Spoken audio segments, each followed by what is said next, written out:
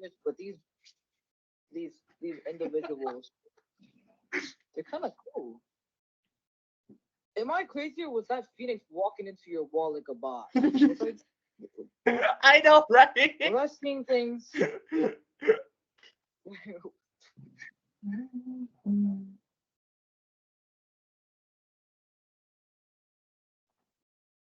What the Sigma? I'm better than I was. Oh, sure. I got ganked here. Oh my gosh.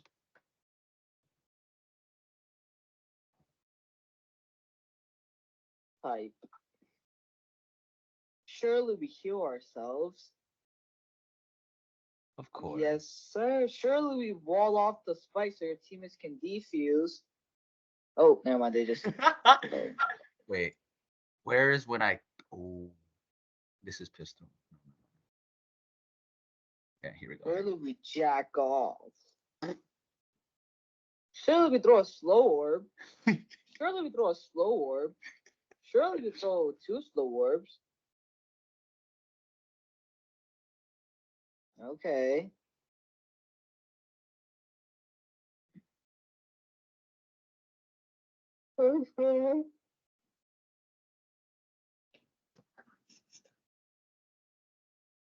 What the Sigma?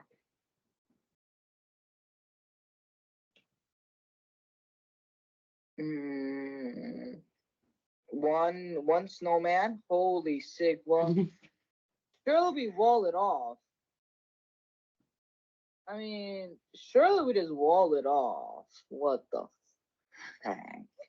Just run it down. Well, let's play duelist. Go play Jet or something, Dude, no matter what agent I choose, I always run it down. Exactly. That's why it's a duelist. Yo, you see that? You see how ratty that raise was? Oh my gosh. Bro, I actually killed one of your teammates. Poor guy. Surely you walled off the site and then plant. Please, dear. Yes. What the Sigma? What? Your wall is gonna break if you plant, right? Does that happen? No. But that's if Gecko plants. Never mind. I ran it down, I think. Is he ulting? Oh yeah, he was ulting. Yeah, I ran back. Oh goodness. Go, go, go. Dang, Brandon just ran it down. And then I haven't got a kill. Oh, okay, here we go. 3v4 situation. Never mind. 3v3. Oh. 2v2. Ooh, what a dismiss. Oh.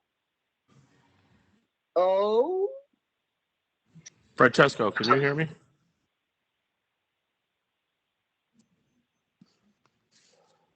I can hear you, Chuck. Oh, yeah, okay, I can fine. hear you, Chuck. Can you hear me okay? I can now, yeah. I had some background here. Thank you.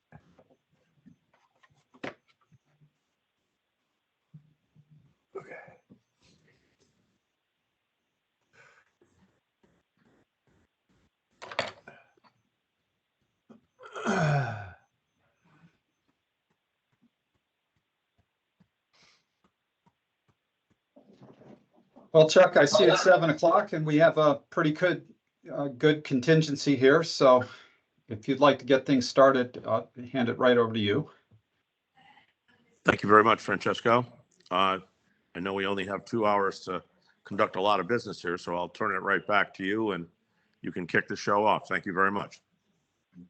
All right, thanks everyone. And I'll just ask, if you don't have your microphone muted, we have some background noise. Please mute your microphones, please. Thank you. And of course, just remember to unmute when you need to speak.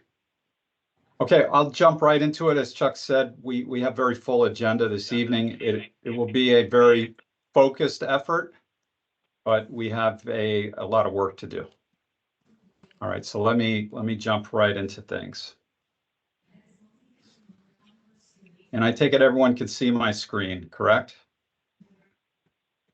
And you're all muted now, so thanks. I believe you can all see it. All right. Welcome to our meeting, our April meeting. Of course, this comes right on the back of a very successful workshop we just conducted. So what I'd like to do this evening is just talk about our project schedule, exactly where we're at in the process. I would like to revisit the lookout period discussion we had last month. We did do some follow-up work based upon the direction you gave us. So I'd like to revisit that. I think we can cover that quickly. I would like to debrief on our workshop. We had some very good participation and some clear themes that emerged, and I would like to go over those themes with you. I pulled some data from our online survey, which is still currently open and active. We are at about 360 some odd participants now, so our numbers are up, but we will continue to keep it open. And we do have a few questions in there regarding residential districts and housing. So I pulled the responses to date on a couple of those questions. And then finally, we'll get into the meat of this meeting, which is to talk about our recommendations for the residential districts, or at least some of the opportunities that we see. And then we'll close it out with next steps as we usually do. So that being said, here we are in what is now the 4th week of April, and well on our way to making progress on our housing and residential district work. We are in the middle of this process, whereby we just finished up our discovery process. At the last meeting, we brought the issues that we saw, some of the opportunities, the constraints with respect to the residential districts and housing to you at our meeting last month. You then gave us some direction, so we took that and we looked for the opportunities with respect to how could we amend the regulations to better support the type of housing development that we understand is needed in the town based upon the research we did on your plan of housing, your plan of conservation and development, your affordable housing plan, what we heard at the workshop, and the direction you all gave us as well. So tonight we'll be going over what some of those opportunities are and potential recommendations for amendments.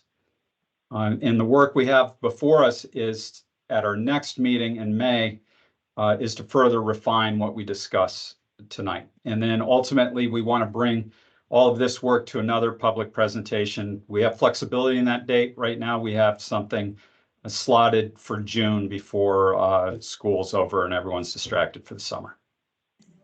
So as I mentioned, our look back period, we talked about this last month. As a reminder, this is relevant to, this is really related to the requirement to bring a building structure, home, up to standards with respect to flood hazard development. And if you make a certain amount of investment over a certain period of time, then any further investment you do really has to bring it up to current flood code standards. Currently, the look back period is 1 year, which means anything you did, any work you did prior to the past year is kind of forgiven. Isn't considered as consider as a substantial improvement to the property. So we discussed extending that to a longer period of time. Therefore, if someone's making substantial improvements to a property, they are making that investment to bring it up to standard and up to code with respect to being flood resilient. So you asked us, we talked about the possibility of changing it to a 3-year. We initially started out with looking at 2 years. Ben encouraged us to look at 3 years. But you're very interested in knowing what surrounding communities, other communities are doing. So we did some research to that effect, the rest of the coastal communities in your county. And there it is right there.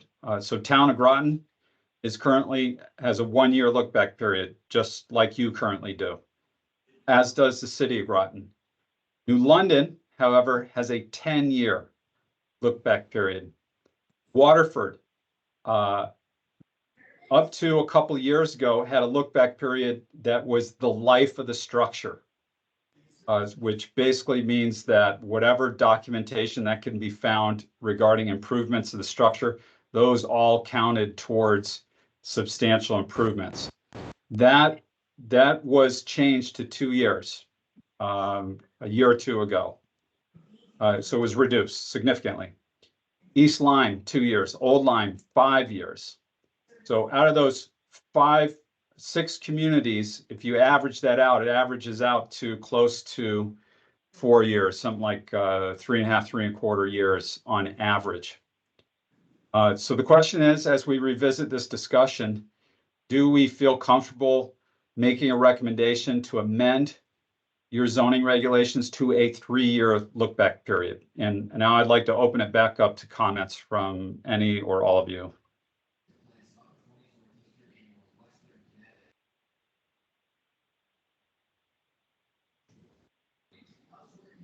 And as a reminder, you may need to unmute yourself.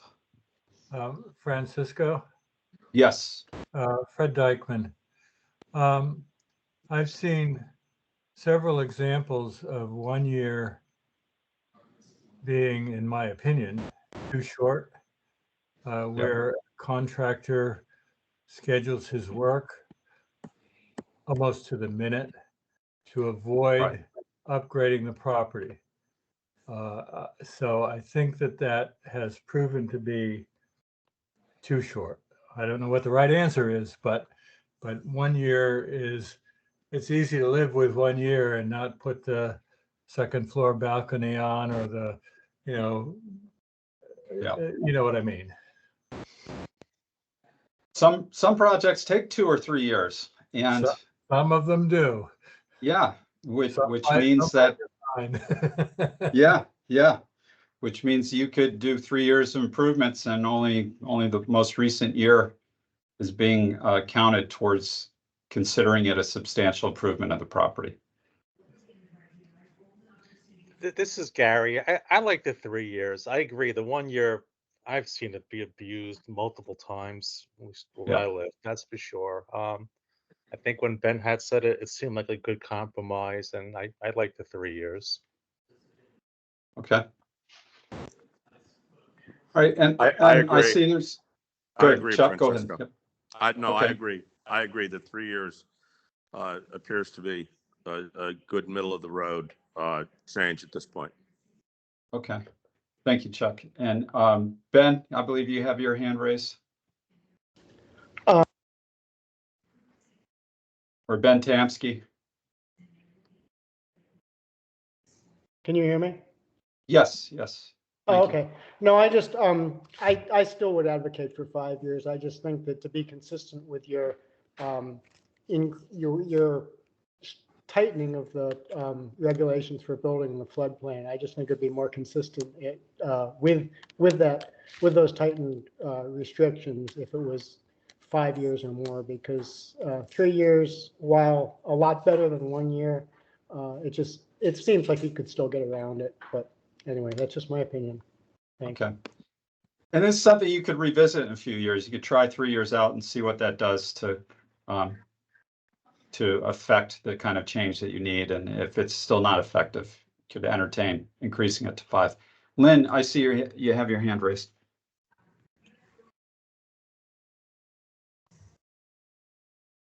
Lynn, just go ahead and unmute yourself if you'd like to comment.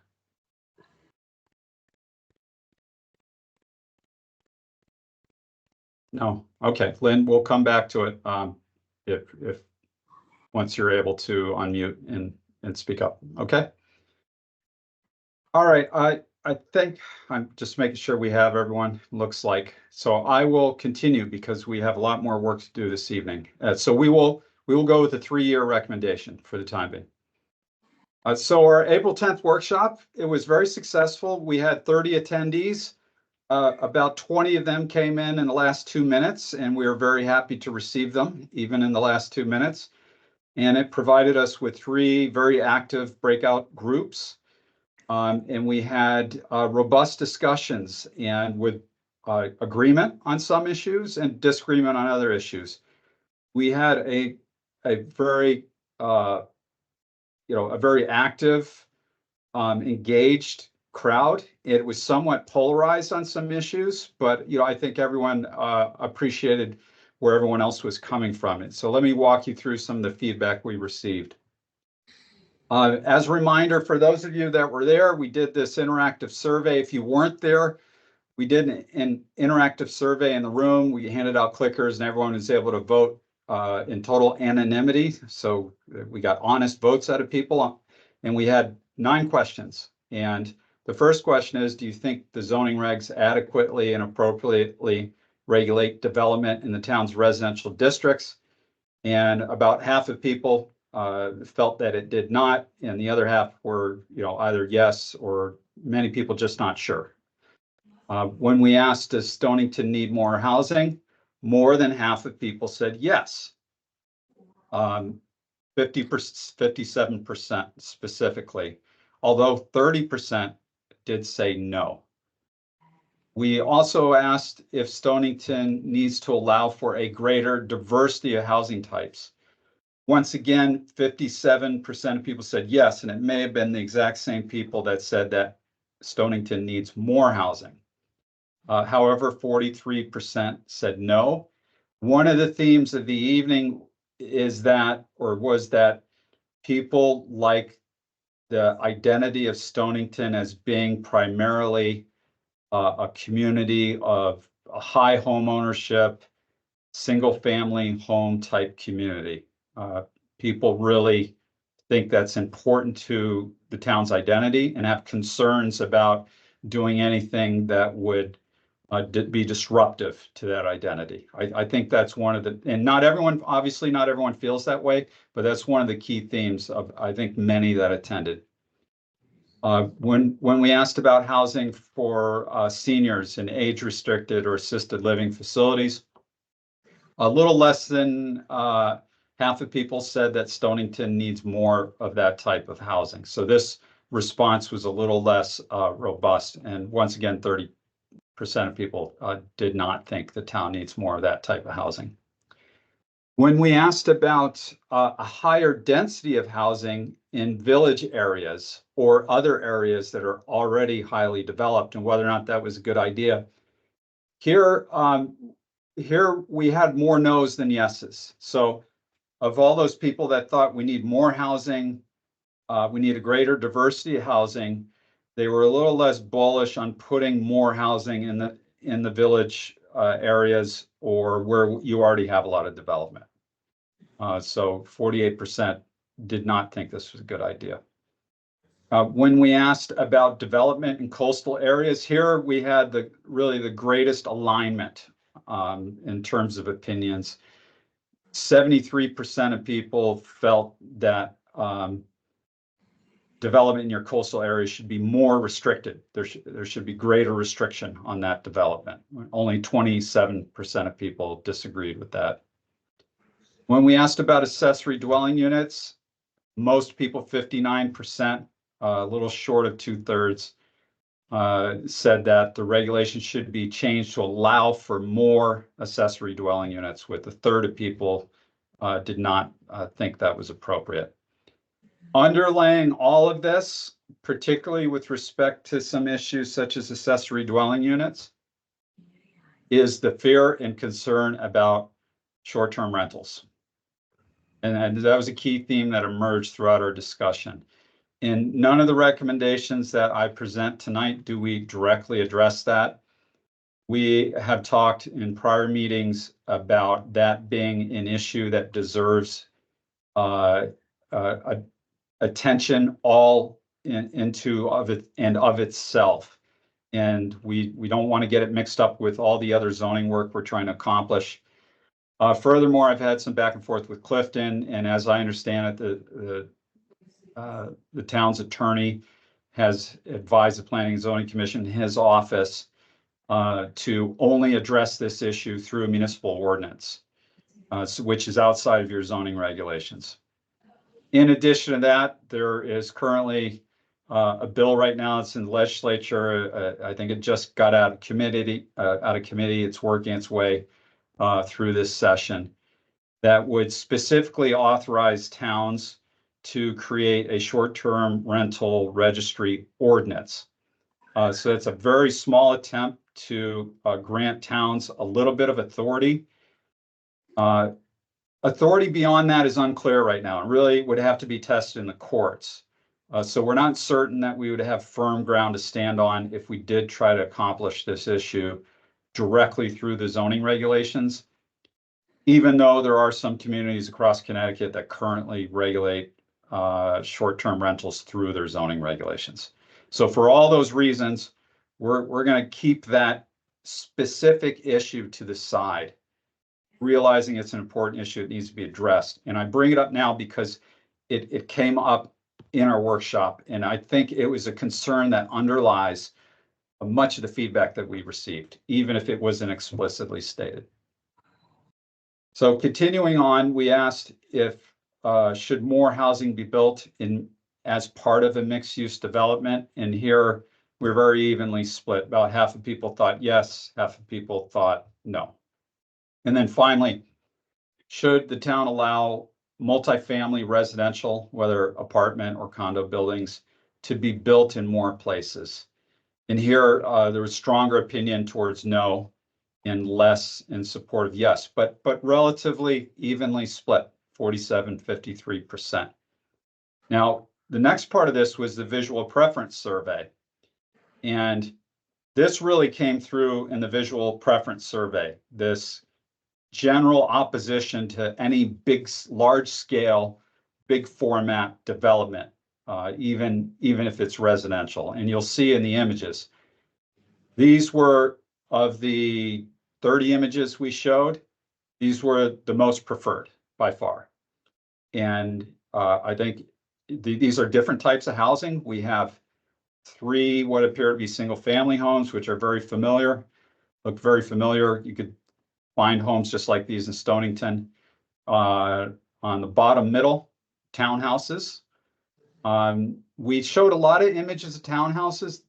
This particular image received the most preferential responses. And I think because what you see is look what appears to be a high quality construction, some nice colors, well maintained landscaping, but more importantly, a human scale. And it doesn't look urban. It looks like a village type scale development. So that's very important. The value of these images and doing the visual preference survey over asking people, are you okay with townhouses, is that we began to understand that it's not that people are oppositional to townhouses or generally in favor of attached housing, or townhouses is what we call it.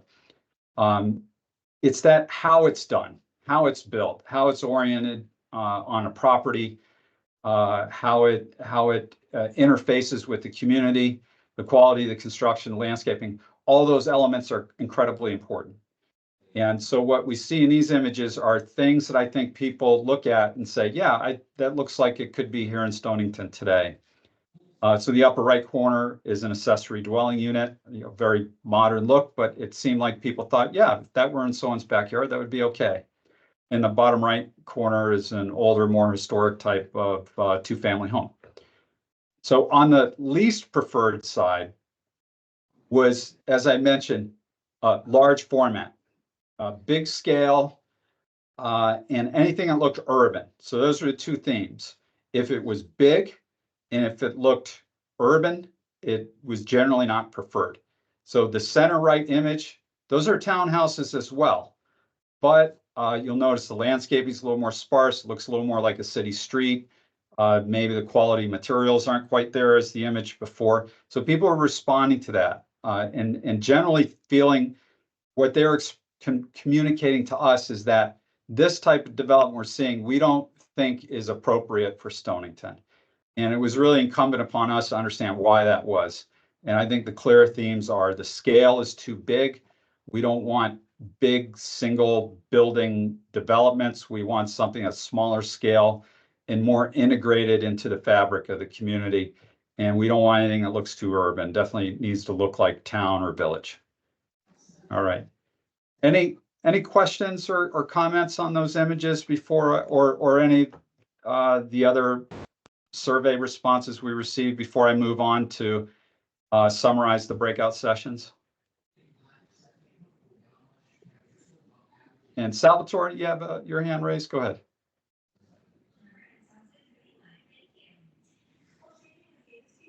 No? Sorry, I was just going back to the look back period. I had raised my hand just before you got done. Okay. And my question was, did we look at exactly where the look back period is going to apply?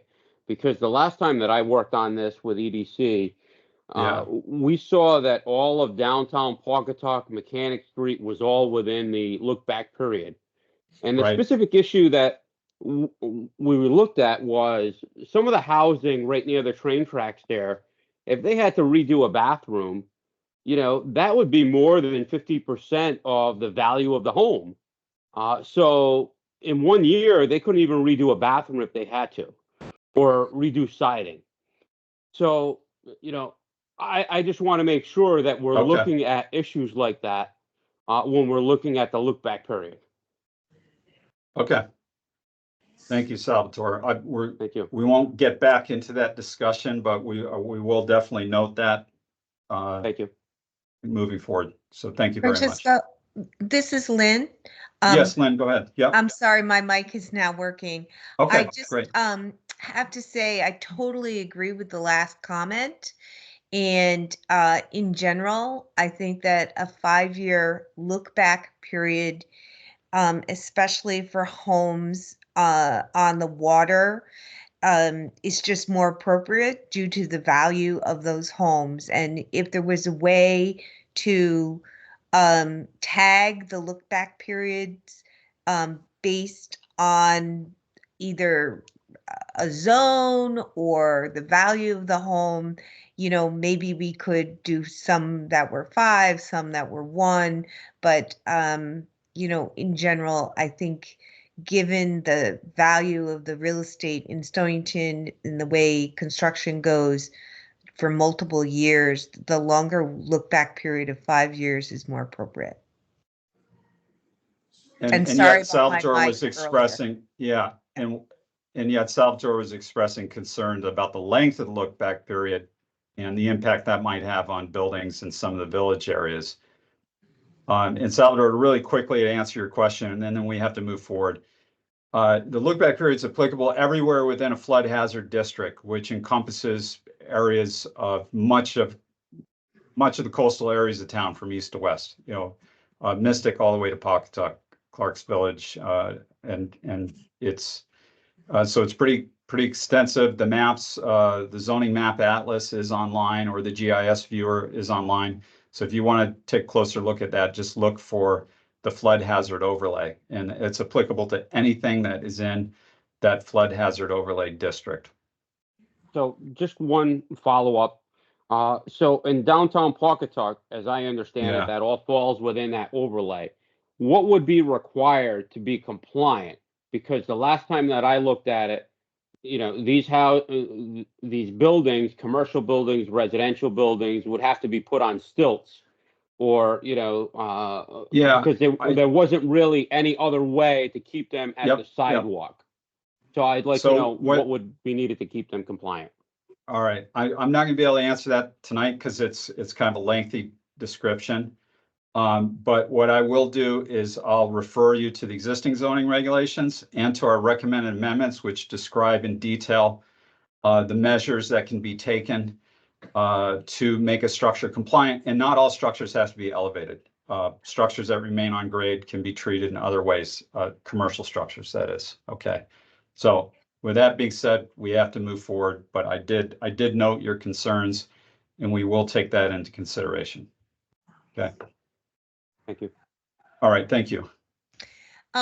Francesca, I have one more question having to do Yep. with the visual preference of the town Yes. meeting. Yeah. Go ahead, Lynn. Yep. So I just wondered, after you had tallied everything during the meeting, the townhouse picture that was favorable to the people who were there, the one that seemed here. maybe Yep. a little bit more traditional. Yeah. Yep. Was there any discussion delving into why that particular presentation was better perhaps than the one that's maybe a little flatter, still 3 stories. I One of just these. Yeah. yeah, the middle top. The only Yeah. reason I'm asking this question is because we think of things as density, etc. And we have not in any of our discussions talked about aesthetics or the architectural review. And I was wondering if during the meeting, if you delved into it a little bit, people said, "Oh no, the reason we like this is because XYZ." So we did not pause the survey to get into specifics about why people liked an image. I can tell you, based upon my experience doing this, one of the reasons we use 30 plus images is so that we have enough samples to go off of where we can interpret what people were responding to. And the consistent themes here were, we had multiple images of townhouses that people did not respond favorably to.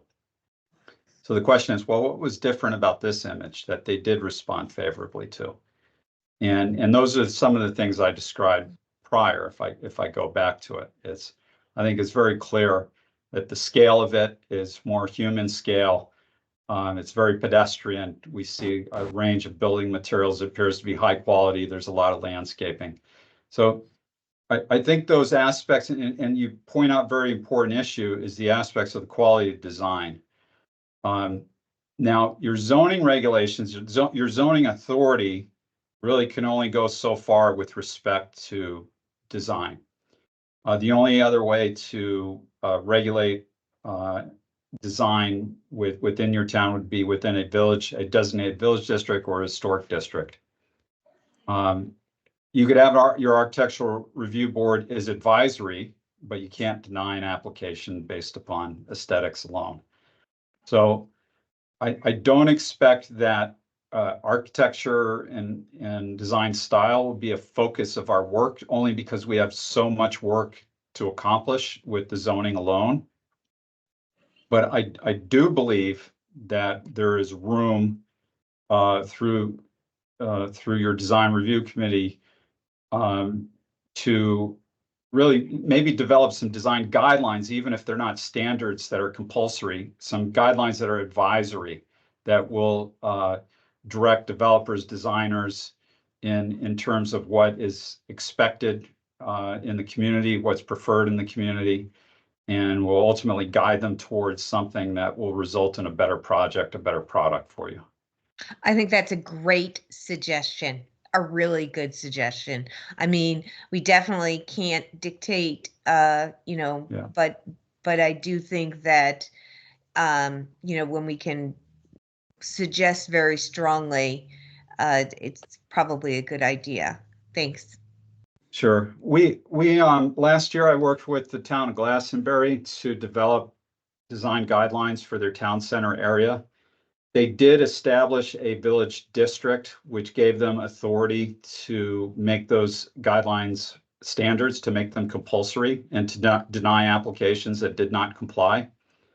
However, that village district was an extremely limited part of their town center area, and they were interested in having the guidelines also be relevant to a much larger area. So what we did is we developed a parallel set of standards for their town center area beyond the village district that were advisory, and that you couldn't compel an applicant to follow those standards, but you could advise them to. And it's really now the guiding document for their architectural and design review committee when they evaluate projects outside their village district, across the town, and in their village district as well. So I wonder, what is the appetite? I don't think we have anything on our survey to judge the appetite of the community to have a village or historic district, do we? We have not explored that as of yet. And I have done very little research into your historic resources to date. I would admittedly need to look more into that, into the districts that you do have established, and into any guidelines that you might have for those districts. Mm-hmm. Mm-hmm. I think it's an important thing to think about, ways that we can have that density that's clearly acceptable based on the survey, but it's people want their cake and eat it too, and there's ways to do that, right? And I'm not so sure everybody knows about what you can do from an architectural perspective in a historic district or a village district, and that might be something to think about going forward. Okay. If you go to the town of Glastonbury webpage, their planning and zoning page, or it's either that or on their architectural design review committee page, the design guidelines that we developed for them should be available online as a PDF, and it'll give you an idea of how you can regulate design and aesthetics within an established village district, and also how you would apply that outside of an established village district. Great, thank you. Okay. All right. I need to pick up the pace because we have yet to get to our recommendations. So some of the themes that came out of the breakout sessions, we had 3 groups, 2 different sessions. The first session was just a big picture discussion about the town's residential district and housing need, and what some of the issues and needs were. And so I've got a real quick bullet point summary. I think for the most part, there was general consensus that town's population is flatlined and concerned about population loss, that some growth is desirable, but it needs to be sustainable, and like at 1% a year is something sustainable. And there's real concern that if there's population loss, or if because like most communities or many communities in Connecticut, you're an aging community, you've got a big baby boom population that's getting older, you're not replacing that with younger families or young adults. And so there was a real interest or concern about the next generation and ensuring that they would be able to afford to live in Stonington, and you'd have a next generation of families that would be part of the community. Whether they be your children or other people coming into the community. So I think there's general consensus around those issues, and general concern about population loss and the implications that might have for the tax base. I don't think anyone was overly concerned about population growth, and there wasn't a lot of discussion about the school systems bursting at the seams, or having worried about building new schools or hiring teachers or anything like that. People are always sensitive to issues like traffic congestion and that sort of thing as related to growth. But I think people are fairly receptive to some population growth and to more housing, provided it was sustainable and not disruptive. And those were the general themes. Once again, I talked about short-term rentals already. That was a big concern. It's a big concern in places like Mystic, that the neighborhoods have really changed because of so many units of short-term rentals, and it's changed the character of the neighborhoods. They feel really less like communities now, less year-round tenancy, that sort of thing. In the second session, we asked people to really take all those thoughts and apply it to a map. And on the map, where are those opportunities for growth and where are the challenges and the issues? And the general themes were that the growth should occur where the infrastructure is, right? Near the highway interchanges, along Route 1, near the villages.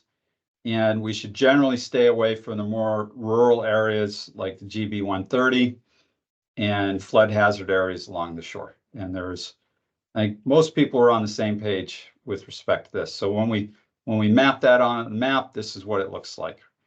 Development in and around the villages, near your highway interchanges, Clark's Village down here as well, in addition to Pawcatuck and Mystic, and then along Route 1. And for the most part, that's where much of your development is.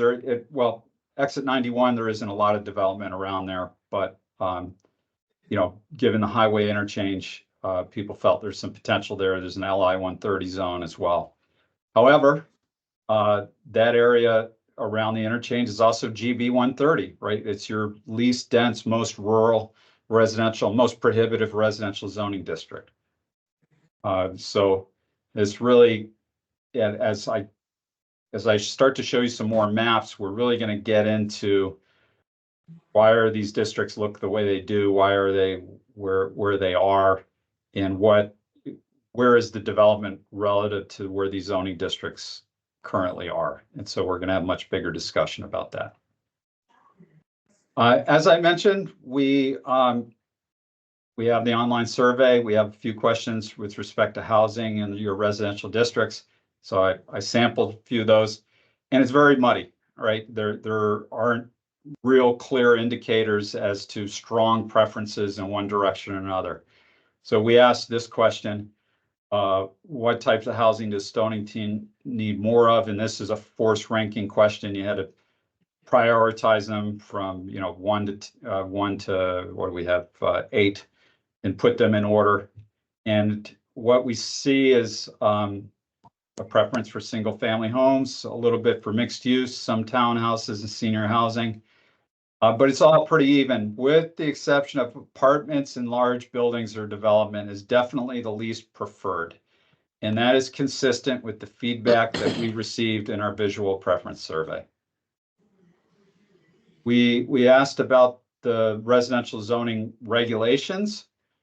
85 people skipped this question because I think they just weren't sure they knew enough to respond to it. And of the people that did respond, many said, I really don't know much about their zoning regs. But of the people who felt like they were comfortable answering this question, most people said that the regulations are too restrictive in some districts and not restrictive in others, which, who knows what that means, but to us, it means we've got work to do, right? If everyone had told us that the regulations are generally too restrictive, we'd know what direction we need to head in, or not restrictive enough, we'd know we need to head in a different direction. All right, but here we know we have to work across the board and look at all of our districts and consider maintaining protections and restrictiveness in some areas. And it looks to be along the shore and in your more rural areas, and maybe look for opportunities in other areas. We also asked, and this is the last question I pulled, we have the residential zoning districts currently allow accessory dwelling units, but they have many restrictions and few have been built. So what are your thoughts on ADUs? Most people responded that the regulations should be more supportive and less restrictive of the development of accessory dwelling units. So they're very favorable, very favorable. So I feel like we have some support on this issue. We have to be careful with it, but we have some support. All right, so with that being said, that brings us to the recommendations that we're going to put in front of you this evening. We have yet to put any of these into a formal recommendation memo format, as we have done with the sustainable, resilient, and environmental amendments. That's because we need to walk you through these first, get your feedback, receive your direction. And based upon the feedback that you give me this evening, our next step would be to really add a lot more detail to these recommendations and to deliver them in a format similar to our other recommended amendments. So that being said, we have 9. I'll walk you through these one by one. And it starts with consider rezoning specific areas to bring large areas of non-conforming lot sizes into conformity.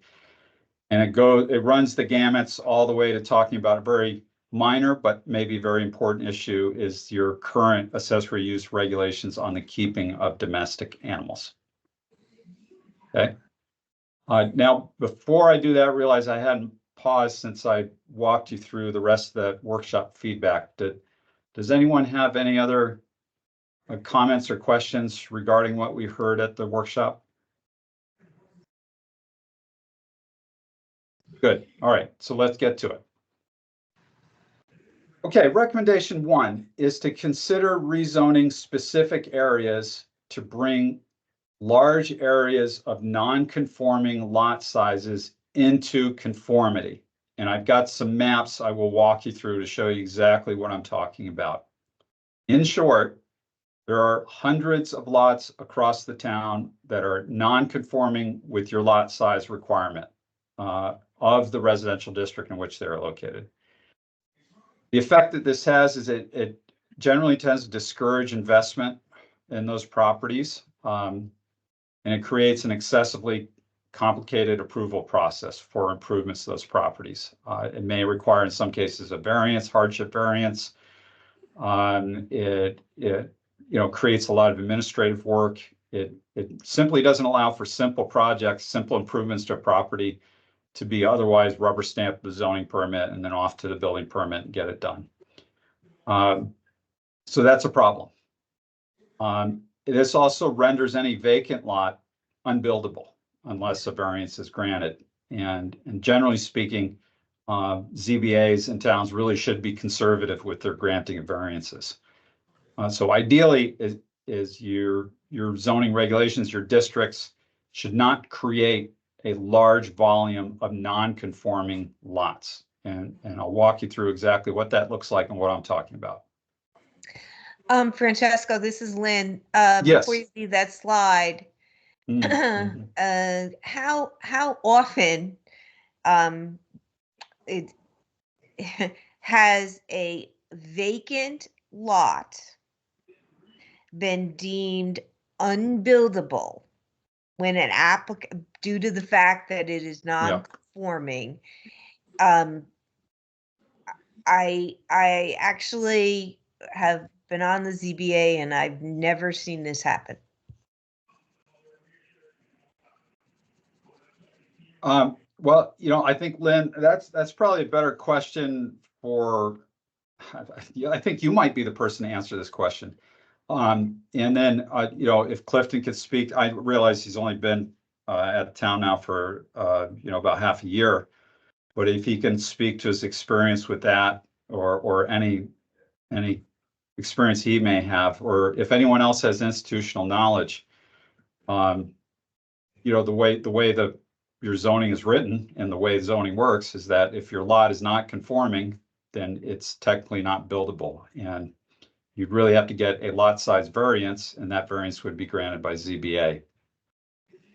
However, ZBA's authority really rests in a hardship, so it really compels an applicant to demonstrate that a hardship was created by the zoning regulations being enforced on a pre-existing lot that was undersized. And so that's a whole process that a property owner, developer, or an applicant really shouldn't have to go through to build a home on a lot, assuming it's not an unreasonably small lot in the district in which it's located. So with that being said, Lynn, can you want to go ahead and speak to your experience in the ZBA with lots that are not conforming to lot size? Yeah, I mean, lot that is not conforming to lot size is usually was a lot that was established that has no building on it currently, is usually a lot that was established prior to zoning. And so therefore the hardship is there, and ZBA would most likely grant that. To your point, they would have to go through the variance process, but I don't think that's a real cumbersome process in the town of Stonington. So I just not sure how often that has happened in Stonington.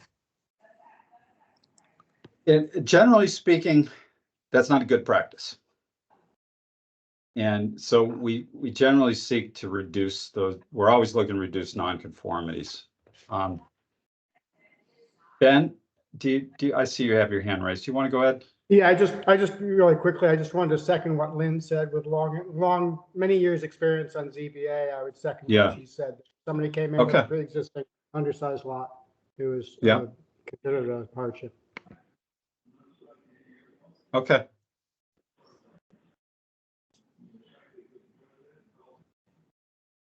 All right. It's not always so streamlined in other communities. Any other? I see a couple other hands raised. Chuck, go ahead. I would just say that I think both the description that Lynn gave and Ben gave, I'm not sure that it really defined true hardship, and I don't think we should get sidetracked into variances, that bogs us down in this recommendation. But the granting of a variance is only legal in Connecticut if it's based on a hardship that's related to the land, and a self-imposed hardship, that's brought upon by the applicant is not considered a legal variance or a basis for granting. So perhaps, we need to review how we administer the whole variance process. But I think what you're trying to say here is you're trying to reduce the number of applications by creating more conforming lots. That's what you're really trying to say here, not really deal with the issue of how we grant a variance or how we don't.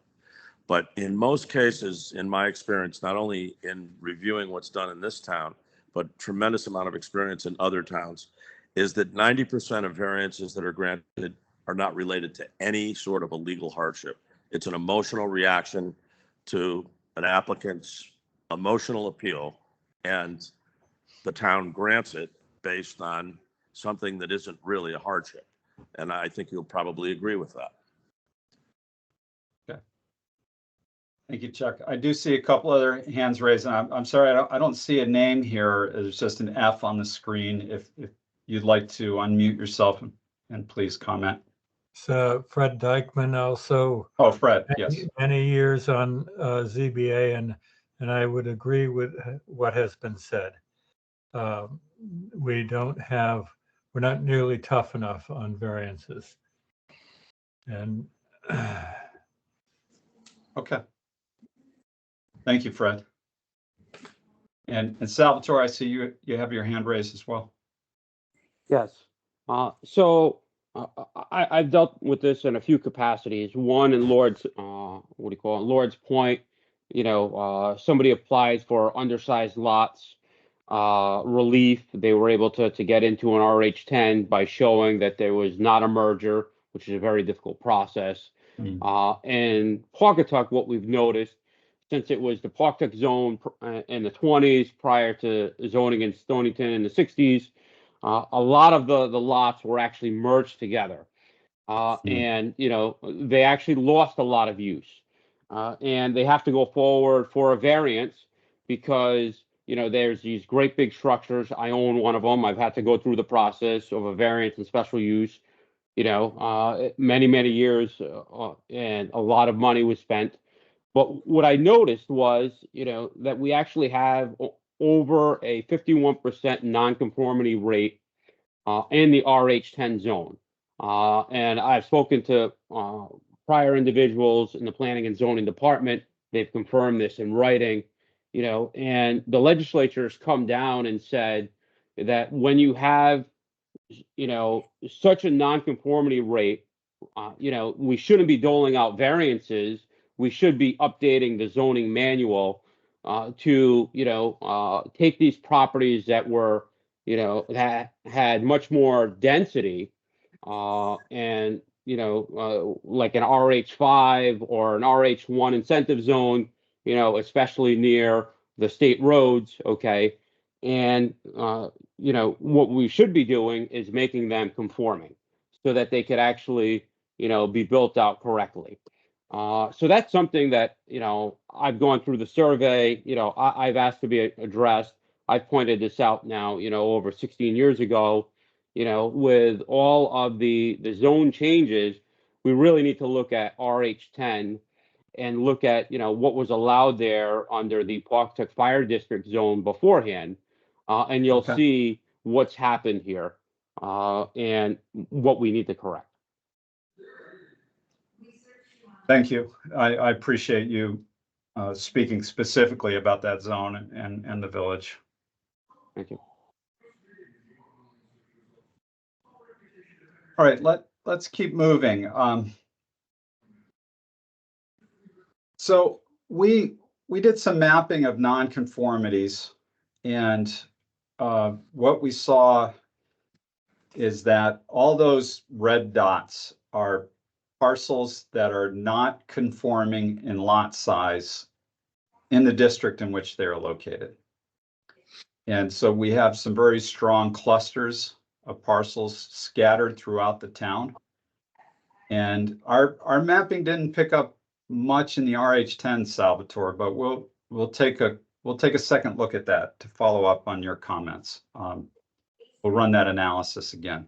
But I think that the point is that there are hundreds of non-conforming lots across the town.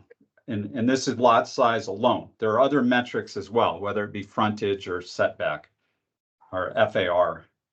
And this is a real issue. So if we zoom in a little bit, and here we're just kind of north and west of Clark's Village, south and west of Pawcatuck, we see large clusters are all red. I mean, here alone, there are, maybe 30 plus parcels that are in the RR80 and not anywhere close to the required lot size. Over here, we have an RA20 with dozens of parcels that are undersized. They are not 20,000 square feet. And then other scattered pockets throughout. I think this is RM15 over here, a bunch of individual parcels. So as what we see is that in this area, RA20, the average lot size actually averages to 11,000 square feet. In this corner of the RR80, in the 80,000 square foot district, these average at 20,000 square feet each. This area also has sewer service. Both areas are served by public water as well. So, I mean, that's what allows for these to be as dense as they are, is that they have some infrastructure to support them. But they're located in zones, they don't meet the lot size requirement of the zones in which they're located. We go further south, we see significant inconsistencies. Here we are in the RC 120. Here at the top of the screen, a cluster of a dozen or so properties. None of them are 120,000 square feet. That area is served by public water. Down here as well, we've got an average lot size of 37,000 square feet in 120,000 square foot district. This string of properties here, 24,000 square feet average size, and in the RC 120. So there are major inconsistencies across the town. Just just north of Stonington Borough. A couple different clusters of properties, average lot size, 8,000 square feet in an RM20. Here, another RM20, 6,000 square feet. And both these areas are served by sewer and water as well, which allows for that density. But they're in districts, all those lots undersized for the district. And many other examples scattered throughout. And if we go north into the RR80, an 80,000 square foot, almost 2-acre requirement, we see a tremendous amount of development, none of which it meets, none of these red lots are meeting the lot size requirement. We did try to subtract out open space developments because open space developments allow for smaller lots provided open space is set aside around, and we found a few examples of that. We backed those out of the mapping. There may be a handful of these still in here. We try to identify those and subtract them out. But even with those subtracted out, what we see are many areas of inconsistencies and non-conforming lot sizes. We've got, this is RA40 through here. We've got average lot size, 25,000 square feet here. And then you have this jigsaw puzzle of mapping where we have an RA40. We have a block of land that is not currently developed, that's been zoned RH10, presumably in anticipation of some sort of development. This is very much a gerrymandered type zoning map, which we see all over the place. It's certainly not unique to Stonington. It happens in part because when the zoning map is created and the zoning is set in place, you're really creating a land use map or a zoning map that responds to the existing land use, the existing lot sizes, and you're trying to project out. And it leads to something that it looks, is very much irrational and logical in many ways. So the question is, how do we address this issue? Well, we think it's an issue. We don't think it's a good practice for these property owners to have to go to CBA to get a variance to improve their properties or build new home. So we think there's a couple ways of addressing this. One would be to do some redistricting, in essence, and let's use this let's use this whole area in the RA40 as an example. Should that instead be an RM20? Or if we go back to much of this RR80 district, should this area be an RM20 or an RM15 or whatever it may be to make all those properties conforming? So there's a lot that would have to be done with respect to the mapping. I think it's probably nothing we're going to solve in a month or two, but it's something that we could, I think, over the course of the next year, work towards incrementally. The real question is whether or not you as a commission have an appetite for redrawing these district boundaries and putting these non-conforming properties into a district that makes them conforming. And with that said, I'll open up any comments, direction, questions you might have with respect to this approach.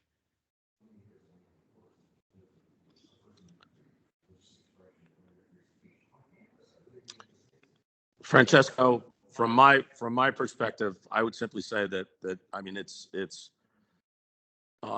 may be beyond the scope of what we're charged to do here, but it may be something that would be very worthwhile if we could focus on areas, perhaps such as the area in Pawcatuck, where there's an excessive amount of nonconformity, or in this very district that you have pictured here.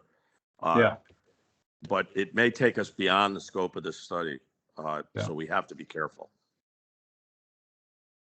I don't think you need to redraw reinvent the entire town or redraw all of the lines.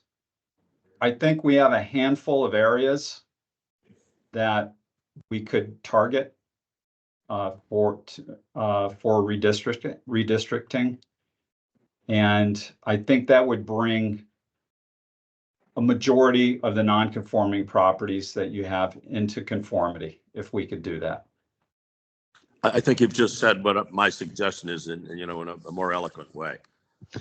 This has been, and Philbrick, is this, I'm just asking a naive question, is it purview, we can go ahead and redistrict without a townwide vote? You have that authority. Okay, then I would agree with Chuck. If we could pick the hot spots, 3, 4, 5 maybe, but not redistrict the entire town, but just go after the most egregious, erroneous, obvious spots that need to be corrected. I'd be up for that.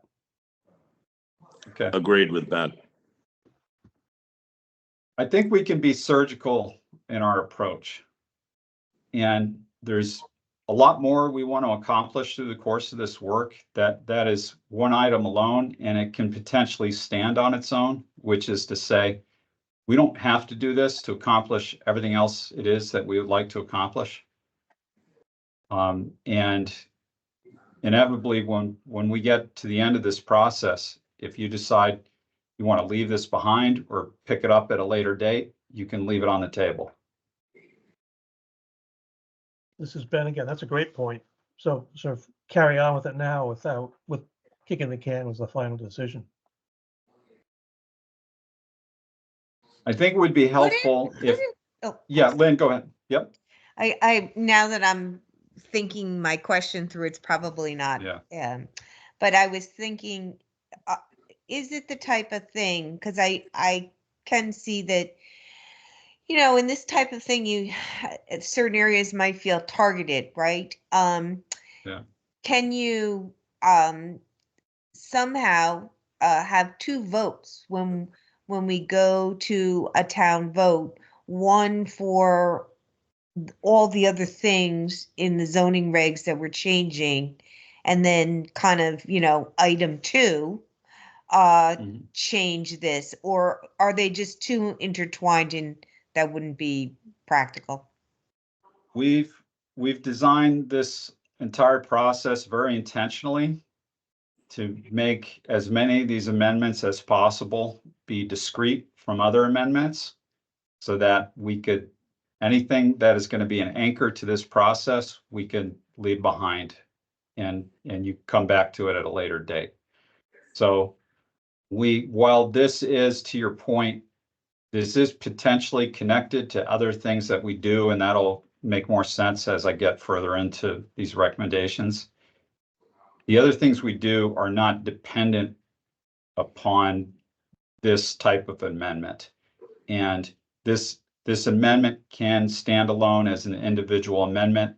When we get to the end, this is not going to be one vote. This is going to be 100 votes, right, on discrete amendments that would then be rolled into one or more actions to amend the zoning regulations.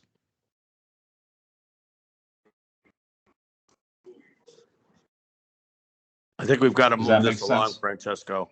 Okay. We're getting bogged down. We're still in the first recommendation here. Yes, sir, we are. All right. Okay, well, that was a big one. Recommendation 2. And once again, we're trying to address nonconformities, is to adjust the frontage and setback standards to bring most properties into conformity. And like the lot size, there are hundreds of lots across the town that are non-conforming with frontage and or setback standards. And much like the issue surrounding lot size nonconformity, this generally discourages investment, makes the process excessively complex. So here's some basic math. You don't need to digest all these numbers. The point of this is that we did an analysis. In black are the current requirements. In blue is our analysis, or in red. And real quick on the left side of the page, and I apologize, the text is a little small.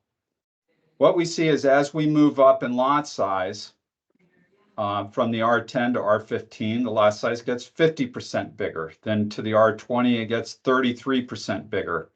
And then you go to the RA40, it gets twice the size, 100% bigger. RA80, another 100% bigger. RC120, lots get 50% bigger. And then up to the GB130, 8% bigger than the RC120. So that's the general progression of scale. But we don't see that consistency across the board with respect to the rest of these standards. The numbers are all over the place.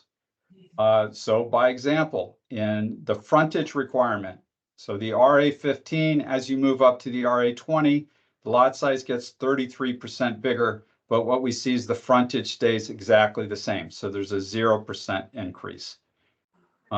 So these numbers are all over the place. They jump up 200% and they go down 33%, or they drop 17% and go up 20% after holding steady at 0%.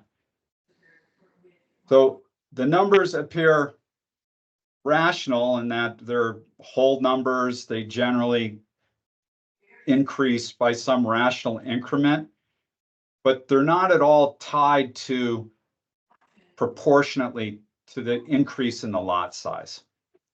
We think the approach to this was a group of people in a room saying, that seems to make sense. Let's just go with that, right? That it's kind of how it reads. So I don't want to spend too much time in these numbers.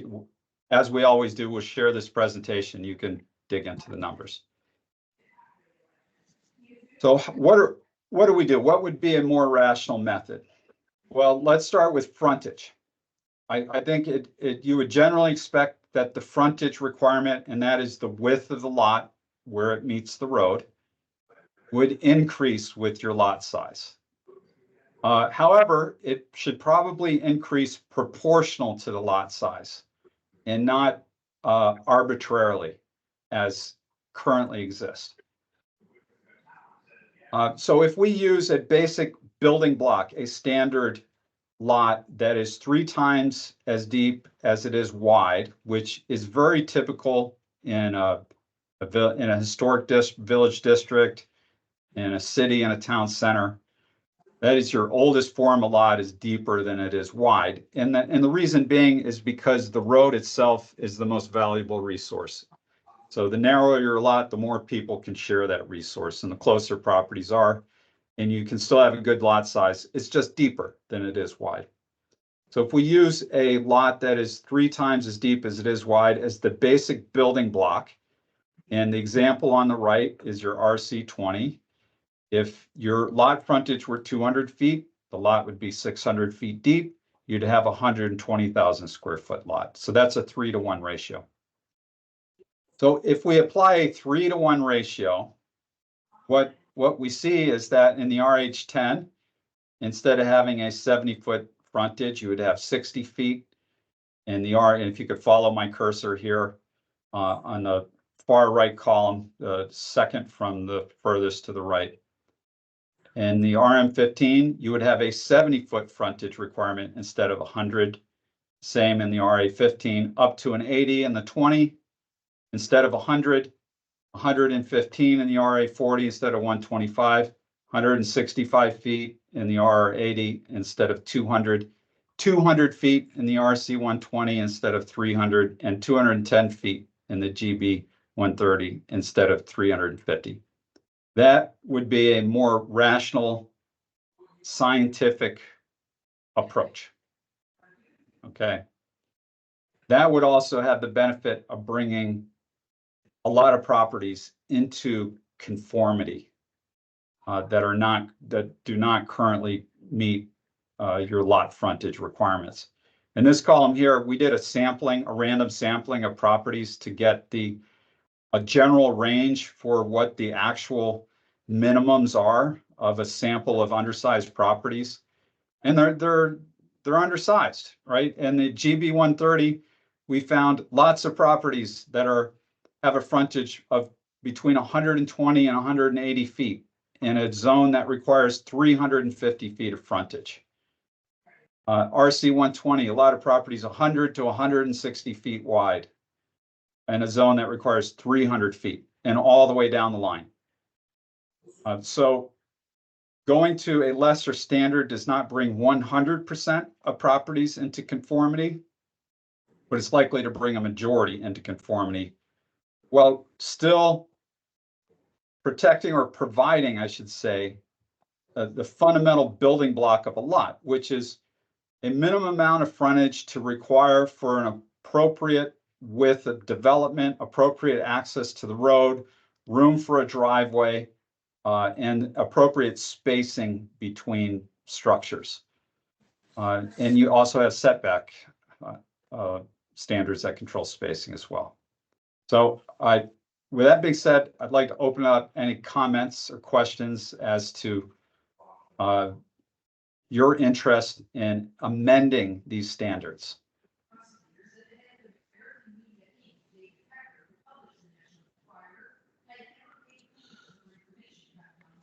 I think Does it this makes make sense. sense? I think it makes sense to look at it. Yeah. You know, the aspect ratio of 3 to 1 looks a little bit narrow to me. You know, it almost looks you know, a little bit like a runway, but it makes a lot more sense than the aspect ratio that is just completely arbitrary, which we have right now. So I like the idea of looking at it. And it's the minimum, of course. You'd have a lot that's 600 by 200 feet, 600 wide and 200 deep. We're not forcing the aspect ratio. It's just that it sets the minimum that a lot wouldn't be any narrower than that.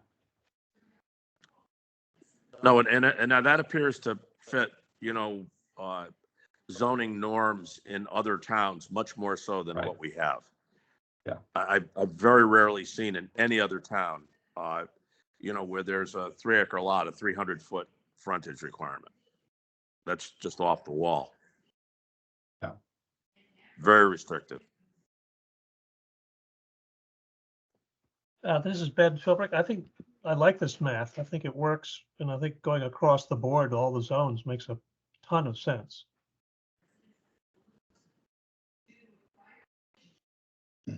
Yeah, this is Gary. I don't know. Makes sense to me too. Let's look at it more, but it's a step in the right direction, that's for sure.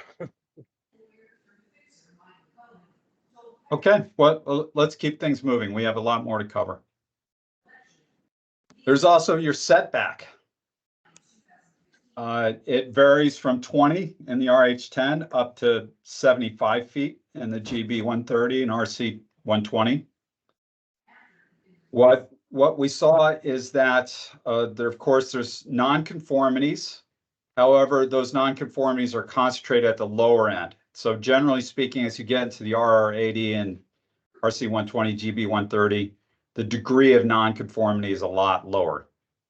Most of those non-conforming properties are in the RM15, RH10, and to a lesser extent in your medium-sized districts.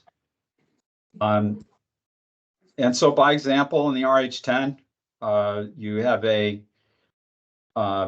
minimum front yard of 20 feet. Well, we found lots and lots of properties that are between 0 and 15 feet, right, or all the way up to 0 and 20, but a strong cluster of them 0 to 15. And those nonconformities go all the way up. They're like I said, they're less frequent in the GB 130, but we found no shortage of properties in the GB 130 that had front yard setbacks of 20 to 40 feet. So with that being said, we try to apply to a more rational or progressive front yard setback, starting at reducing the RH10 to 10 feet, the RM15 and RA15 to 15 feet, your 20 districts to 20 feet, the RA40 to 30, RA80 to 40 feet, and your 2 largest districts from 75 to 50 feet. And so we're generally knocking many of the districts down by 10, 15 feet, with your biggest districts down to 25 feet. Now, one of the things we could do is to provide, and my bullet point off to the right here describes it, is to provide a provision that ensures consistency on any given street. So front yard setback is one of the first things you might notice if it's inconsistent on a street, particularly smaller lot street. You see a house that's out in front of everything around it. And so the way to prevent that is to provide a provision that establishes a building line that is an either or, and basically prevents a structure from being built closer to the street than adjoining structures within a certain distance, like 100 feet, or the directly adjacent structures. So we can ensure that the development continues to be consistent with what's already on a street, and people aren't jumping ahead of their neighbors, so to speak. All right, any thoughts on this particular item? I think just like the previous frontage requirement, this seems to be very scientific, and it makes sense to look at it. Okay. Without really looking at it in depth and looking at the impact of it, it seems to make sense to explore it further. Okay, very well. I'll keep going. I'd like to move on to your side yard setbacks, and this is more of the same. I would like to start with the RH10, which currently, or excuse me, the RA15, which I think has a very effective measure in place. It has a setback that is 5 feet on one side, but requires a total of 20 feet for the combined sides, which allows you to have a 5-foot setback on one side, but makes you have a 15-foot setback on the other side. This is a really effective tool for very small lot districts, and it's effective because it allows for a driveway. You really need a 15-foot setback to have a driveway. You could squeeze one in with 10 feet, but what happens is you end up paving right to the edge of the house, and the house gets hit, and you're crammed up against your neighbor's fence. And it really doesn't work very well, and it looks very urban. So with a more flexible sliding approach of a combined 20 feet and an absolute minimum of 5 feet on one side, it allows you to get 15 feet on the other side for a driveway. So it works really well for small lots. And it is definitely preferred over a standalone 10-foot minimum in small lot areas such as the RH10. So what we recommend is changing all of your small lots from the RM20 down to a 5-foot minimum with a combined 20-foot setback. And what we see is that you have many, many, many lots that are already within, 1 to 5 feet or 5 to 10 feet currently in terms of their existing setback, and with a medium to high degree of nonconformity with the side yard setbacks. So this would bring those properties in conformity and just does a better job of addressing the need for a driveway on what could be a narrow lot. Going up from there, the side yard setbacks in the RA 20, 40, and the RR 80 seem reasonable. We're not recommending any changes there. The degree of nonconformity is pretty low. The GB 130, it's a minimum setback of 30 feet, but it requires a combined of 100 feet. With the frontage requirement already being what it is at currently 350 feet, and even if it were reduced to what we're recommending, which like 210, you already have measures in place to ensure that development won't be spanning the entire width of the lot. So the 100 feet combined seems a little excessive, and we think that just maintaining the 30 feet for either side is adequate and sufficient. We did find that there were plenty of properties in the GB 130 that were simply not conforming. Their combined totals were 50 to 70 feet, not 100. And then the real question is the RC 120, which requires a 75-foot setback on either side, presumably to protect coastal views, right? To make sure there's open views of the shore. And so I have not yet made a recommendation to amend that, other than noting that it is a incredibly wide setback or long setback. And I was really looking to you folks for some guidance on how you want to treat that, you know, if you want to keep it exactly as it is, or if we should entertain an amendment to the RC 120 side yard setbacks. And with that being said, anyone have any thoughts on that? You know, there seemed to be a high percentage of people that were interested in more flexibility for accessory dwelling units.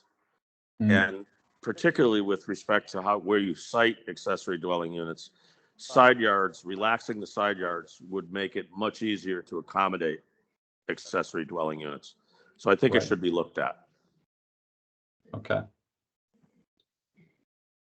Does anyone have a sense as to why, you know, the 75 feet combined? I mean, that's each side. That's a combined of 150, which is 50 more than what is required in the GB 130, a somewhat larger lot size district.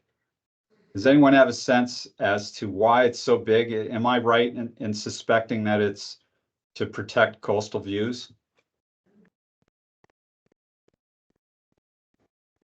Just looks like it's arbitrary. Yeah, I think Arbitrary. yeah. Lynn, go ahead. Yeah. Well, I was going to say, although we do have height restrictions, we don't have specific restrictions that formally say we want to preserve the views, you know, of the coast. Yeah. And this is a way to do it without, you know, defining it in that manner. So I would not be surprised. Okay. It just seems really excessive at 75 feet.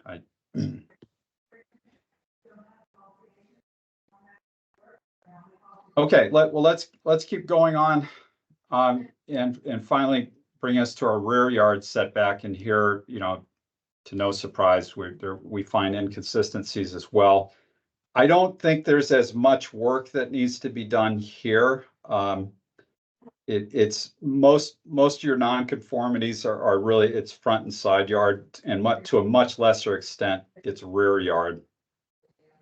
With the exception of the RC 120, which the rear yard in many cases is the shore, and that's what people wanted to be close to. And so, you know, most or if not all of those properties are predating the creation of the RC 120 district and the establishment of a rear yard setback. It is the minimum rear yard is 100 feet in both the RC 120 and GB 130, and we found in most cases it was actually somewhere between 35 and 75 feet, and in the RC 120, it's a very high degree of nonconformity with that rear yard setback. A lot more conformity in the GB 130. The nonconformity was a lot lower. And the only other district where we saw a higher degree of nonconformity is the RM 15. The RH 10 is interesting. It has a 10%. So the rear yard setback is set to 10% of the lot depth, which means you could get a lot of different values. So if you have a lot that is 100 feet deep, that is only a 10-foot rear yard that you have to provide. So it presumably has been working for the RH10, so we don't need to touch that. I think that approach could be a little problematic in the rest of the districts to set a percentage, because it's hard to anticipate some of the lot shapes and depths of lot that you might get and the impact that might have on the actual rear yard size. And it's also just makes things a little more complicated to to calculate, particularly when you have an odd shaped lot. So the only changes we're recommending are in your smaller districts, the RA 15, RM 15, where we recommend reducing the rear yard setback to 30 feet from 40. It's currently 40 now, which is the same as the RA and RM 20 districts. And because they're smaller lots, it seems only appropriate that they would have a smaller rear yard requirement. And 30 feet is still a decent sized depth. So, and once again, so the question is, the big question is, how do we handle the RC 120? Do we just keep it where it's at, realizing that there are a lot of properties that are non-conforming? And I see that there was a hand raised. Go ahead.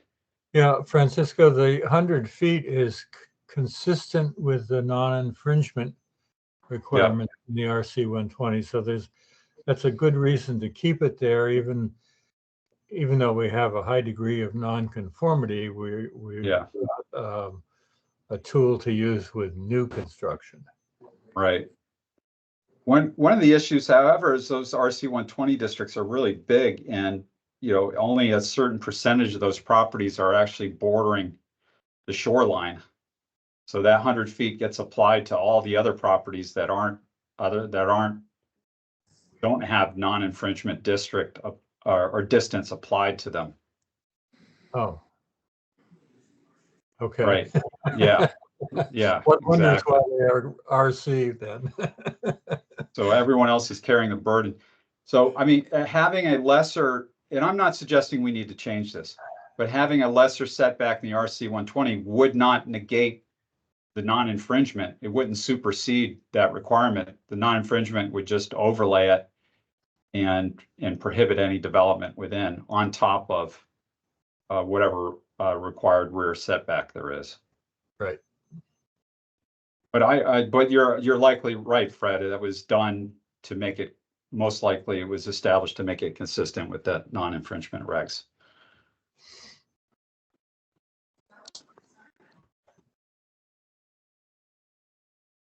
Okay, so I expect this to be another item you folks can consider over the next month. Let's move on. So that's lot sizes. Now let's talk about your districts and the volume or the number of residential districts you have. You have 9 residential districts, exclusively residential districts. By comparison, the town of Groton has 8, so they're very close to you. However, your other neighbors, Ledyard has 3. They get by with 3 residential districts. North Stonington, 3. And Westerly, 4. So it's possible to zone a town with fewer residential districts. The question is, would it be beneficial for us to consolidate residential districts and reduce the number of residential districts? And what would that look like? First, a little housekeeping. Is it GBR 130 or GB 130? Because I end up saying both. In our prior regs, your Greenbelt residential district was in the regs identified as GBR 130. So we carried that into the current regs, GBR 130. However, if you go to your zoning map atlas or your online zoning map, your online GIS viewer, we see GB 130, GB 130, no R. If you go to the key for this map, you see in the key GB 130 next to GBR 130. So does anyone know the story with this? Is it just that people understand what it is and it's a non-issue?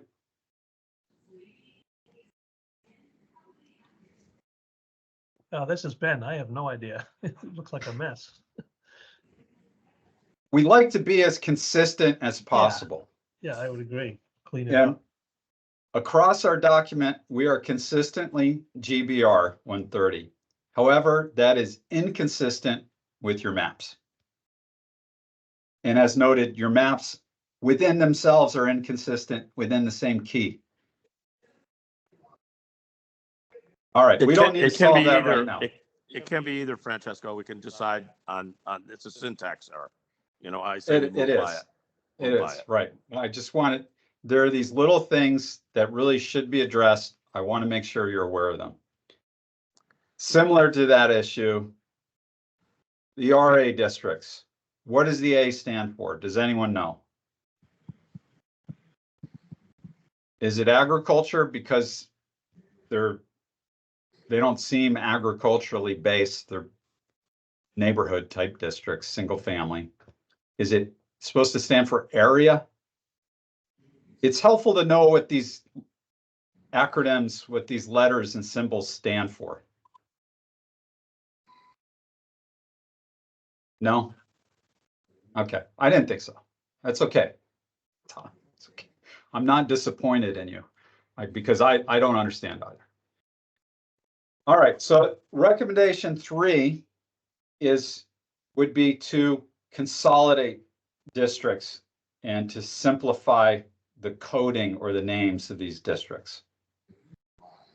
In terms of consolidation, I had some conversations with Clifton on this as to how could we simplify, consolidate to reduce the sheer number of districts that you have. And maybe like the most obvious or the low-hanging fruit would be to take the RA20 and the RM20, because they both have require the same lot size, and merge those. However, I think that would be very problematic, and that's potentially stepping on the third rail, because the RA20 is exclusively single family, whereas the RM20 allows for duplexes, attached housing, congregate care. It allows for a much wider spectrum, and we talked about this at our last meeting of housing types. So I think it would be a mistake to merge those, because I think people in the RA20 that like their single family neighborhoods and streets might find it very objectionable that we would consider allowing other forms of development in what they had previously understood to be a single family residential district. And so the same would be true of any approach to merging the RA15 with the RM15, same issue. So the thought process is, instead of merging same size districts, merge same use districts that are similar in size. And instead consider merging the RA20 with the RA15 and the RM20 with the RM15, which is why you see these grouped together here. And really the size difference between a 20,000 square foot lot and a 15,000 square foot lot is only 0.11 acres. It's 5,000 square feet. It's a 50 by 100 area. It's really not a huge size difference. And because you have hundreds of examples of non-conforming lot sizes in the RA20 and the RM20 of lots that are already 15,000 square feet or less, we don't think we'd be creating any problems by doing this, mostly because the allowed uses in those districts wouldn't change at all. We would simply be bringing a lot of properties into conformity with your lot size requirements. And it really, there's a few lines that would need to be redrawn, mostly to merge districts, really erasing lines. And it gives us an opportunity also to rename these districts with something that's a little more intuitive, since none of us know what A stands for. So if we were to go with this approach, we'd also recommend renaming and just simplifying. So instead of the RH10, which stands for residential high density, the D's not there, but just be the R10, right? The 10 already tells you it's higher density. The R15, the RSF15, residential single family 15. Up from there to the R40, the R80, the RC120, we keep that name as it is. It's fairly brief and intuitive, residential coastal.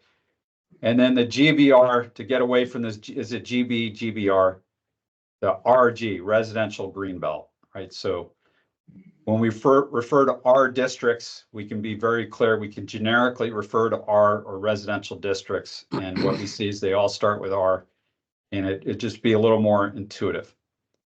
So I'd love to hear any feedback on taking this approach. I think I'd like to see this on a townwide map, what it looks Yep. like.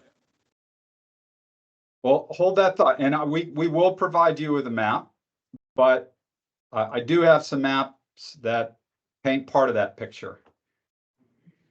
This is what the RA 15 and the RA 20 look like if they are together. This lime green, the light green, is the RA 15, and the darker green is the RA 20.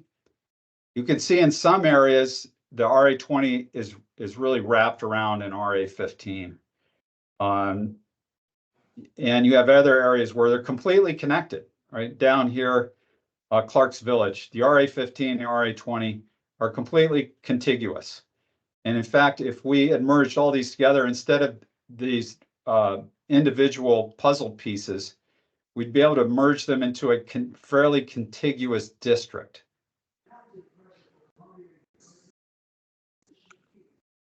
And similarly, if we look at the RM15 and RM20, these are a bit more scattershot.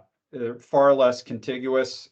Here on Mason's Island, you have this tiny little node of RM20 adjacent to the RM15, right? So the idea would just make that all RM15 to simplify matters. And otherwise, this would all just be one district, even though it's very scattered. If we were starting from scratch, we would never draw or design districts this way.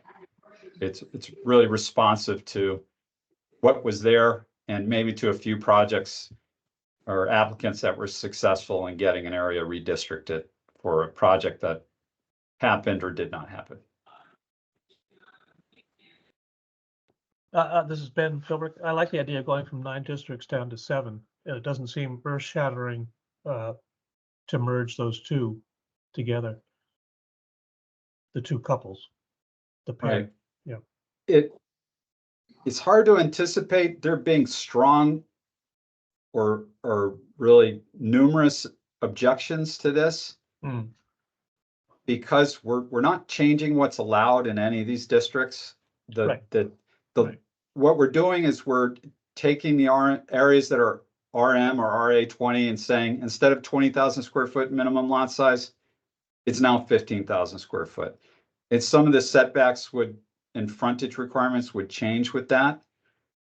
The numbers I just walked you through on setback and frontage, if we were to go with this approach, we'd want to look at those again to make sure we're not overcorrecting, because we would then be applying a lesser standard to what was formerly an RM20 or RA20 and is now going down.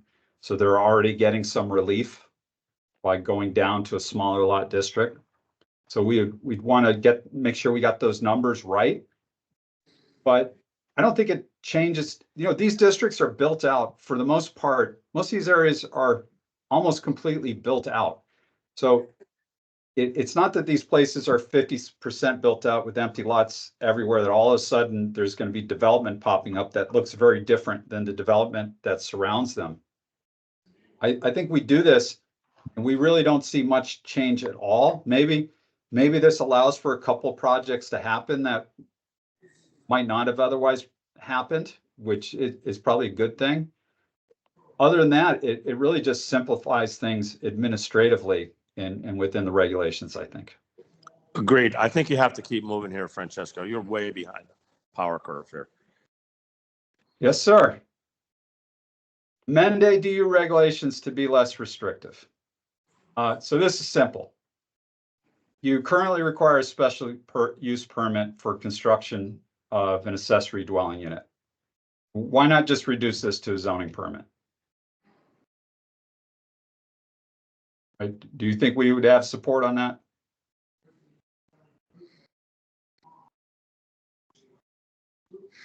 Maybe you have a site plan requirement. So here's Yeah, I the think, thing, I I think don't see, minimum site plan requirement. I just don't see, this is Lynn, I don't, Yeah.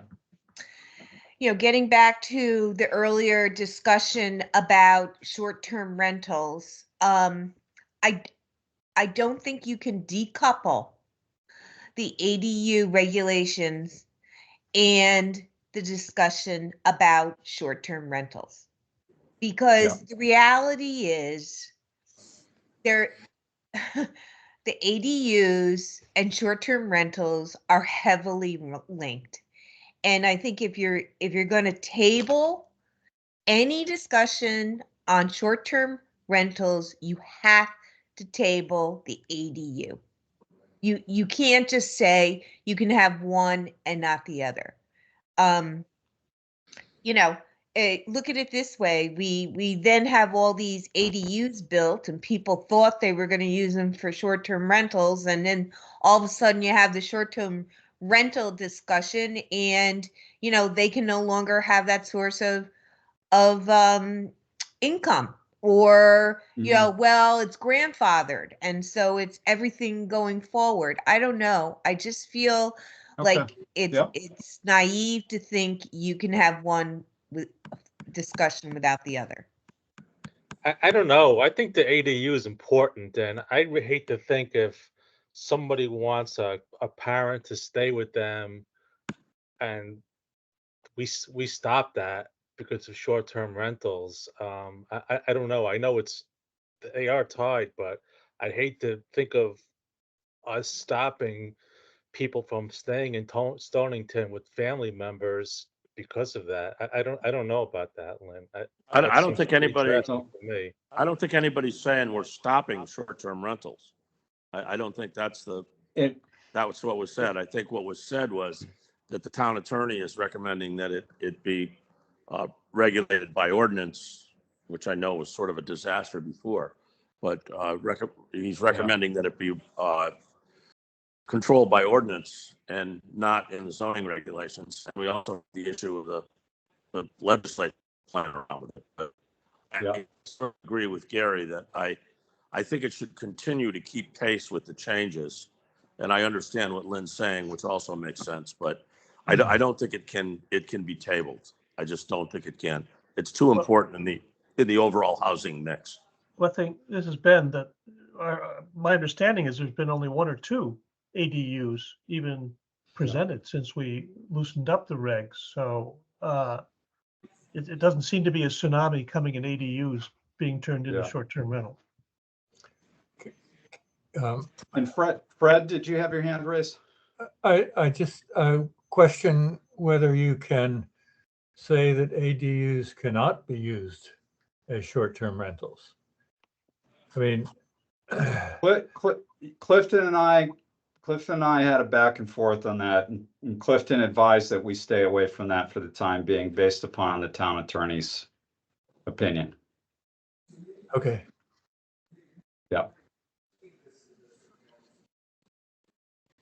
Okay, let me keep going. I feel like, I understand what everybody's saying, but again, these are heavily linked, and I don't know, maybe it's sheer politics. I have no idea, but I don't think you can have a robust discussion and have all the pieces put out on the table and come up with a good path forward unless they go hand in hand.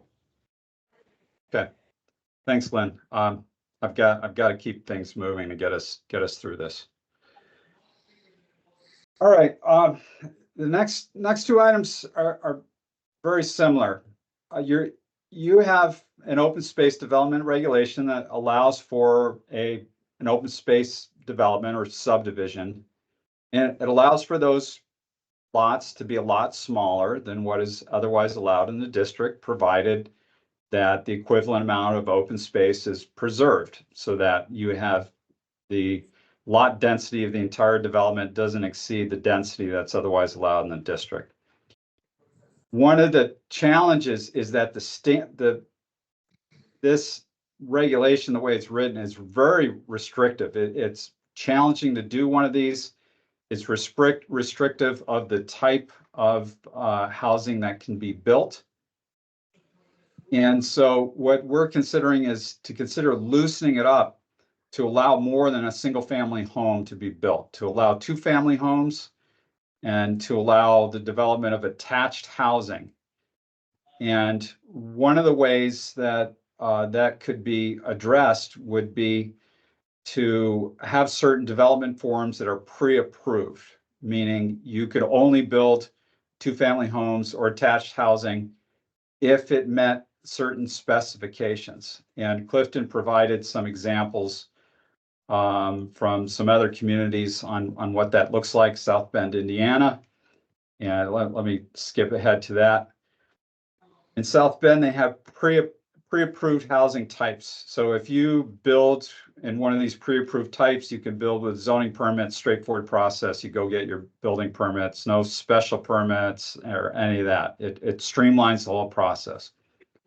The idea here being, if we want to be more permissive of housing types within the open space development district to allow for some duplexes and attached housing, this would potentially give us a measured control on how that construction is built, how it appears, by only approving certain forms of it to be allowed. So we're not going to be able to talk this through in its entirety. I just need you folks to tell me, yeah, this is interesting. Let's move forward with this and see what it looks like, or this is a total non-starter. We don't want anything but single family homes in those open space developments. I think this is a great idea and gets to the earlier points that we discussed around Yes. townhouses. I think it's a Yeah. great approach.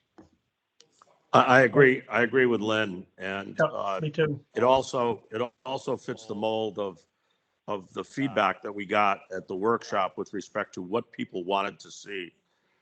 And duplexes were more appealing to them than the big block developments. Yes, very much so. Within some design parameters, which this addresses. Yeah, Right. makes sense. Okay, so we'll explore this in some more detail. Great.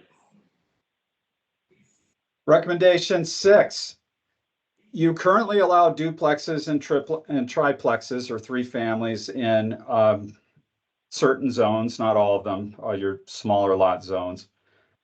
However, those require 2 or 3 times respectively for duplex and triplex the lot area, which is somewhat defeating of some of the efficiencies and cost savings that incentivize the development of a duplex or a triplex.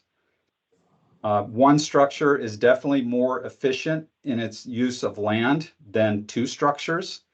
So it does seem disproportionate that a duplex or triplex would require 2 or 3 times the minimum lot area. I do understand that's how you keep density at the same level. However, if we're looking for opportunities for new housing development, this may be a very small part of the solution, would be to eliminate or lower that standard, to either just drop it down to the single family standard, or at least to reduce it to some percentage rather than 2 or 3 times. So are there what's your initial thoughts on that? Anyone? From a practical standpoint, if you're going to have all these bedrooms in a non-sewered area, you're probably going to need more area for the septic system anyway. So from a practical standpoint, you need a big lot, especially for a triplex, for the leaching field and the reserve area for the leaching field. Right. And as a reminder, we do have coverage limits that we've proposed that would also come into play. So I think this would allow for the development really to be more sensitive to the size of the lot, and basically you're designing to what the lot affords you, rather than simply requiring a lot that is 2 or 3 times the size, so that you're 100% sure everything's going to fit easily. Yeah, I think it's worth looking into more. Okay. All right, Agreed. but I'm not hearing opposition to this approach of No. reducing this to No, some I think we need more measure. information. Yep. Okay. Recommendation 7 is to make attached housing standards less restrictive. So you do allow attached housing, what we commonly refer to as a townhouse. It is allowed in the RM20, RM15, RH10. However, you require 10 acres for a development, 10 acres.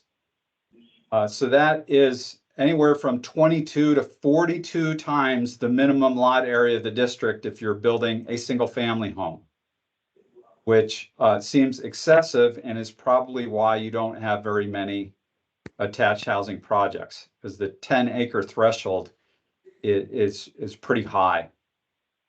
So the question is, could it be reduced? And that's what we're really driving at. And then additionally, there are other really excessive buffer requirements, neighborhood area requirements, integral lot area per unit requirements that all stack up on top of each other that really make it not very feasible at all to do a project. If you already need 10 acres, you end up only getting a handful of attached units. At that point, you know, what's the incentive? So I wonder what your thoughts are on loosening this up, reducing the lot area requirement, et cetera. I think that what Lynn brought up earlier about a design guide, and this is just based on the feedback again, we got on the large survey and on the survey we did at the housing workshop, that what made a huge difference is the presentation, the architectural presentation. Yeah. And I know that the zoning statutes don't permit us to delve very far into architecture, but somehow the design of this is what's going to sell it or not sell it. And I think the two go hand in hand. So if this is going to be looked at, I think that there has to be a design guide of some sort, because clearly the public's acceptance of this is going to be based on how it is presented. Right. I think the approach then, and we can talk about this next month too in more detail. I think the approach is to set this up as an incentive, to create an incentive whereby you can build on a smaller lot or build to higher density, provided that development matches a pre-approved development type. So you make it incentive based, and that's how you can get what you want. Is that how they did it in South Bend? I'm not familiar. First of all, each state has a slightly different set of zoning enabling statutes, which give some states more, or some municipalities in some states more power and authority than others. I would need to look into how their statutes actually, or how their regulations actually written and how it works. Okay. And I will happily do that. So I agree that that's a great approach. And I do think, though, that if we were to go with this,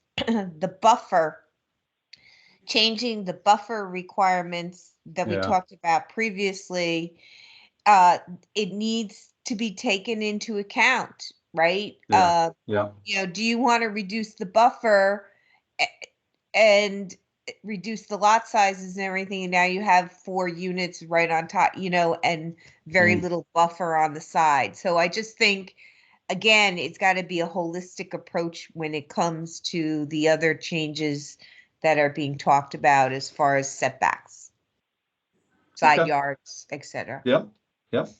Agreed. All right. Recommendation 8 is very similar to attached housing. This is congregate living facility. Once again, really, really stringent standards. Minimum lot size 15 acres, which is 8 to 65 times the minimum lot size of the districts in which it's allowed. So the consideration here would be to reduce that lot size requirement. The front side and rear yard setbacks are 100 feet for side yard setbacks, which is up to 10 times what's required for other types of residential development in the same districts. And then also a buffer requirement of 50 feet with 35 feet of screening. So the really, really excessive standards and requirements which treat these things as if they're a guaranteed nuisance or problem. And you know, this is a form of housing that with an aging population, you're likely to have more demand for, even if people aren't asking for it right now. So we're interested in exploring loosening up these standards as well to make this type of development more viable.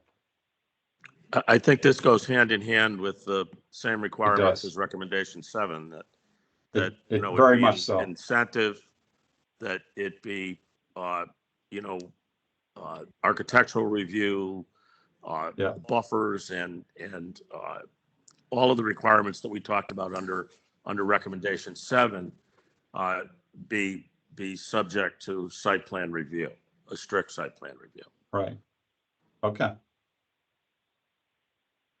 Right, but do I hear that you're all amenable to moving forward with modifying these regulations to make them less stringent or a little more flexible?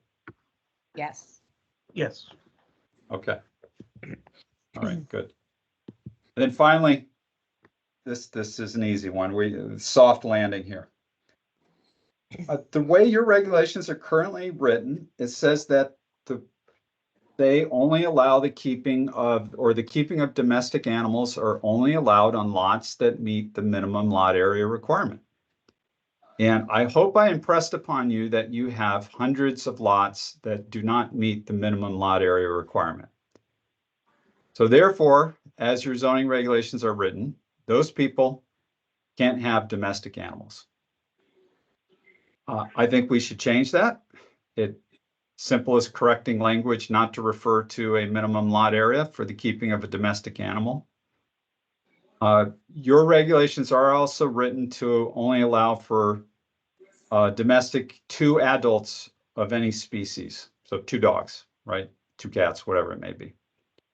And while we're under the hood, amending some of this language, does 2 work? Is that the right number? Is it too low? Should it be 3?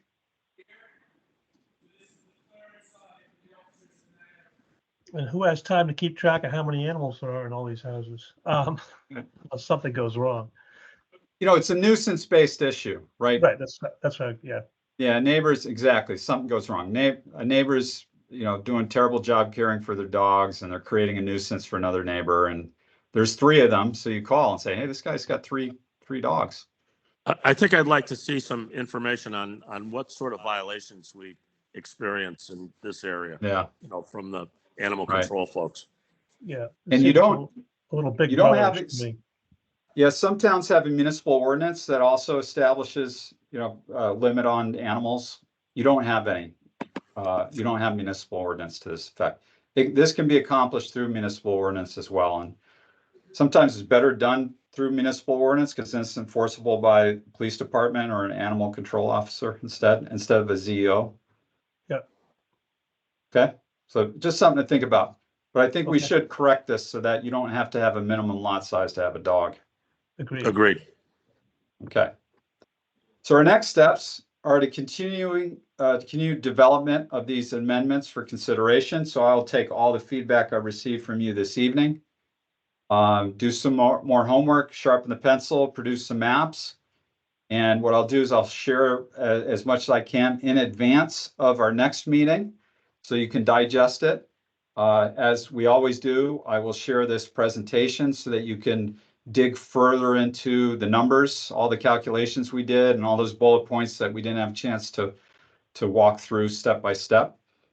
And so you can go into our next meeting prepared. And our next meeting is scheduled for a month from tonight, which is May 22nd, Wednesday, May 22nd at 7 p.m. And for the record, Chuck, it's 9 o'clock, and my part of the meeting is concluded. Way to pull Okay, it off. outstanding presentation. Thank you, Francisco. Thank you. Very good. Thanks Thank a you, lot. everyone. I very much appreciate your input and feedback. It's very helpful to this process, so thank you. That was a lot of That in ground. mind, Thank you. we're adjourned. Thank you. Okay, good night.